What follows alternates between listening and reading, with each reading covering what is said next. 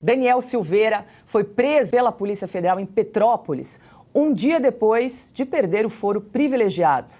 A prisão foi decretada porque o ex-deputado descumpriu medidas cautelares impostas pelo Supremo Tribunal Federal, como o uso de tornozeleira eletrônica e a proibição de usar redes sociais no processo em que ele foi condenado a 8 anos e 9 meses de prisão.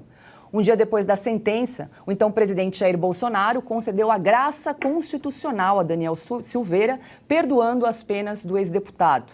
Os partidos Rede Sustentabilidade e o PDT entraram com ações no STF contra o perdão concedido por Bolsonaro. O STF ainda vai julgar a validade da medida. Augusto Nunes, essa questão é complexa, porque o cumprimento da pena do ex-deputado Daniel Silveira é uma incógnita, já que ele recebeu o perdão judicial pelo presidente Jair Bolsonaro. Em tese, ele foi perdoado, não teria mais pena a cumprir, nem prisão, nem tornozeleira eletrônica, nem multa, nem nenhuma imposição que ele tem hoje, né? E o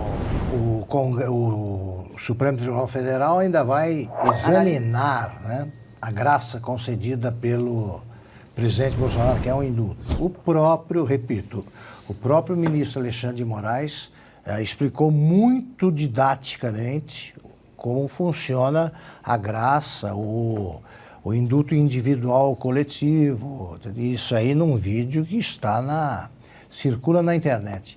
É uma atribuição do presidente da República, não cabe discutir. O que se discute é se as medidas complementares, as punições, né, complementares, são incluídas no indulto, na graça, etc. E tal. Eu acho o seguinte, o que se esperava depois da eleição, sobretudo depois da posse do novo governo, é que o Brasil começasse a abrandar aí a temperatura política. O ministro Alexandre de Moraes e o Supremo Tribunal Federal, os demais ministros, devem contribuir para isso. O caso do deputado Daniel Silveira vai longe demais, né? Longe demais. Ele deixa de ser deputado e aí perde a imunidade parlamentar e é preso. Aí você fica com a sensação de que o que existe é uma perseguição, a atitude é uma vingança. Isso não é bom. Quando o Alexandre de Moraes deteve a ofensiva absurda do grupo que reúne advogados, aí supostamente esquerdistas, o Prerrogativas, foi um bom sinal. Eles queriam a cassação de 11 mandatos, da suspensão da posse, né, de 11 deputados que já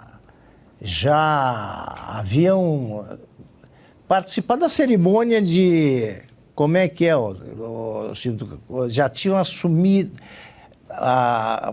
o mandato já era deles, já tinha a diplomação. Pronto. Primeiro ocorre a diplomação. Eles estavam diplomados. O próprio Alexandre de Moraes disse, olha, eles estão diplomados. O caso foi transferido para a Câmara. É a Câmara que se vire para examinar o caso deles, porque já são deputados. A eleição acabou.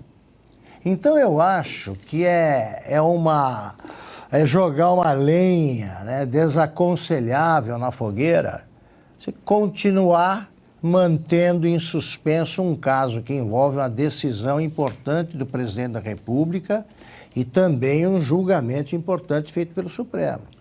O que nós estamos dizendo aqui é o seguinte, é hora de resolver esse caso e resolver segundo o que manda a Constituição, claro. E a Constituição disse que cabe ao presidente conceder o indulto. O indulto elimina qualquer cumprimento de pena, evidentemente. Então, o que eu estou dizendo aqui com muita tranquilidade é que nenhum juiz pode se vingar de alguém, seja qual for o motivo do, digamos, descontentamento. Não pode. Silvio Navarro, lembrando que o STF ainda vai julgar a validade desse perdão judicial. É importante a gente resgatar que lá em 2018 o ministro Alexandre de Moraes, né, disse que o indulto presidencial é um ato de clemência constitucional privativo do presidente da República. Abre aspas. Eu vou até pedir se a gente consegue reproduzir esse vídeo aqui pra gente. Gostemos ou não. Gostemos ou não, assim como vários parlamentares também não gostam quando o STF declara inconstitucionalidade de leis ou emendas, existe. Vamos lá, vamos colocar separar o tema em algumas caixinhas aqui, Paula. Primeiro, o Augusto puxou esse fio e você complementa aqui sobre questões interna corporis. A repartição dos nossos poderes, ela deveria ser muito clara. Talvez ela até tenha sido durante muito tempo. A Praça dos Três Poderes tem ali... três poderes harmônicos e independentes entre si, que funcionam ali como freios e contrapesos. Essa é a definição da nossa República. Ocorre que nos últimos tempos isso não aconteceu. Houve sobreposição de poderes. O Legislativo foi o primeiro a se curvar, a se colocar de joelhos, e isso passou, por exemplo, pela prisão do deputado Daniel Silveira no exercício do mandato. A Câmara simplesmente se acovardou e permitiu que a imunidade parlamentar fosse trucidada, fosse picotada. E isso gera, sim, um precedente muito perigoso. Por isso acerta e acertou o ministro Alexandre de Moraes quando não impediu, não atendeu o pedido desse grupo Prerrogativas de advogados antilavajatistas ligados ao Flávio Dino, ministro da Justiça, para que os deputados não fossem empossados, os deputados bolsonaristas, são deputados de direita, a maioria, quase todos, talvez, do PL. Ele acertou, ele disse, olha, isso é uma questão para o Conselho de Ética, eventualmente, da Câmara, não é uma questão para o Supremo Tribunal Federal, que deve se debruçar e é o guardião da Constituição, ou seja, é um outro poder independente. Mas veja, por isso que eu falei, vamos colocar algumas coisas nas caixinhas. Por exemplo, o deputado Daniel Silveira se trocou aquele tipo de mensagem com o Marcos Duval, e a gente já aqui disse que talvez seja um caso muito mais clínico do que qualquer outra coisa, aquela troca de mensagens e o que se desencadeou a partir dali. Se ele realmente escreveu aquilo, planejou um golpe no estilo KGB, que envolvia 3 pessoas e etc. Algo, enfim, parece tem até um quê de paranoico nisso tudo. Se isso acontecer, está errado, ele vai ter que se explicar e responder por ter feito esse tipo de comentário. E não importa como esse comentário foi parar na mídia, não. Ele vai ter que responder se ele estava articulando qualquer coisa, nem que fosse colocar uma biriba numa banca de jornal. Não importa, qualquer tipo de violência tem que ser respondido. Agora, o Augusto muito bem colocou que se trata de perseguição, em grande parte, porque o ministro Alexandre de Moraes quer dizer, a última palavra é minha, quem manda sou eu. Não adianta o presidente Jair Bolsonaro conceder indulto, porque quem manda sou eu. Ele desrespeitou quando o uso da tornozeleira eletrônica, então ele tem que ser preso. Né? Então, assim, essa guerra de poder, que às vezes esbarra em determinada vaidade, não ajuda na pacificação do país. Temos notícia da abertura do ano judiciário, de repórteres que estiveram lá e que conversaram com ministros do Supremo, e muitos deles já acenam realmente para uma distensão em relação ao Congresso Nacional, em relação à própria a jornalistas, a influenciadores digitais, enfim. Há um processo em curso, uma tentativa que parte de alguns ministros da Corte para destensionar, pacificar. O Brasil não aguenta mais esse cabo de guerra, não aguenta mais a espada apontada no pescoço de determinadas pessoas, determinados segmentos. Isso não ajuda. Isso não ajuda na nossa democracia. Não se defende uma democracia cerceando liberdades, com pessoas que vivem com medo de se manifestar. Não é o caminho. O caminho é o contrário. Medo de comentar, bem lembrado aqui pelo Augusto. Esse não é o caminho. Então, talvez seria uma boa reflexão para determinados integrantes da Corte que insistem nessa linha muito dura, saber até onde eles vão. Porque se eles pararem um pouquinho para pensar amanhã também, eles vão ver que o discurso do nós contra eles tem partido, e olha, a galope, em escalada do Poder Executivo.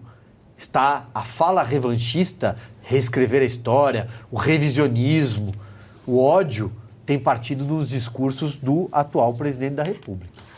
Cris, quero te ouvir em relação à prisão do ex-deputado Daniel Silveira. Um dia depois ele perdeu o foro privilegiado. Esse é aquele caso típico do tem que pegar para Cristo, né? Esse foi o que foi pego para Cristo.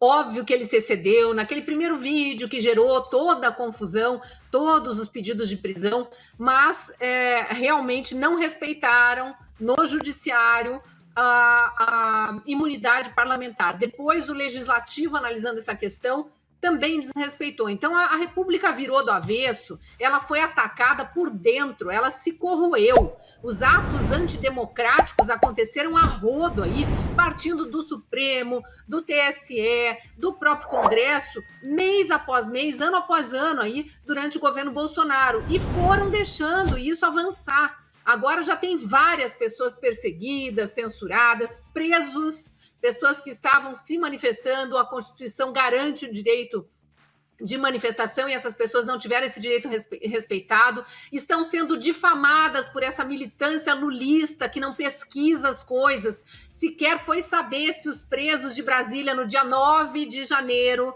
não no dia 8, não no ato do vandalismo, se os presos no dia 9, em outro endereço, tinham alguma ligação com aquilo. Então, apenas porque estavam se manifestando na mesma cidade, ainda que em outro local, estão sendo taxados de culpados, difamados aí há semanas e semanas, sem direito à defesa, sem o devido processo legal, sem o trânsito em julgado, tudo errado. E Daniel Silveira é o ícone de tudo isso.